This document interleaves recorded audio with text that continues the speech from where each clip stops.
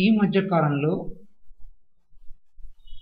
విభిన్న రకాల అయినటువంటి రసలింగాలను తయారు చేసి అంటే పాదరసంతో తయారు చేసినటువంటి దేవతామూర్తులని నమ్మటం జరుగుతుంది. సహజంగా పాదరసం ఎంతో పవిత్రమైందని దాని గురించి రసేంద్ర పురాణం అనే గ్రంథంలో కానివ్వండి, రసరత్న సముచ్చయము, రసరత్నాకరము, రసార్ణవము, ఇలా విభిన్నమైనటువంటి పుస్తకాల్లో దాని యొక్క విశిష్టతను గురించి, దానితో చేసినటువంటి విభిన్న రకాల ప్రయోగాల గురించి చెప్పడం జరిగింది.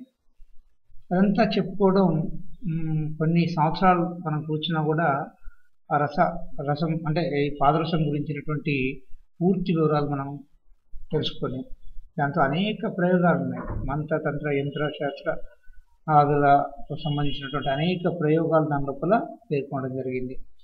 తాంత్రిక విషయాల్లో కూడా అట్నే ఆయుర్వేద విషయాల్లో, అలాగే ఆయుధ సంబంధమైనటువంటి విషయాల్లో ఈ యొక్క పాదరసాన్ని ఎంతో ఉన్నతిగా ఎన్నో అద్భుతాల కోసం వాడారు.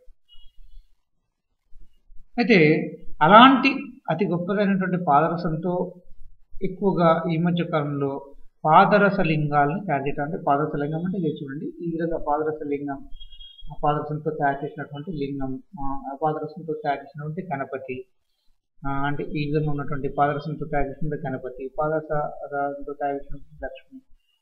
కానీ ఎక్కువగా పాదరసంతో చేసినటువంటి ఈ యొక్క శివలింగాలు ఏవైతున్నాయో దీనికి రోజు నిత్యం అభిషేకం చేయడం ద్వారా ఎంతో శక్తి, అంటే గృహంలో నిత్యం ఎంతో అద్భుతమైనటువంటి శక్తి అనేది ఏర్పడుతుంది. అలాగే స్ఫటిక లింగంతో ఎంతో గొప్పది ఇది కూడా. ఈ స్ఫటిక లింగాన్ని ప్రతిరోజు ఉంచి పూజించినట్లయితే కనుక గృహంలో నిత్యం సర్వ మంగళదాయకంగా, శివ అంటే మంగళం అని అర్థం, అంటే శుభాలు జరుగుతాయి.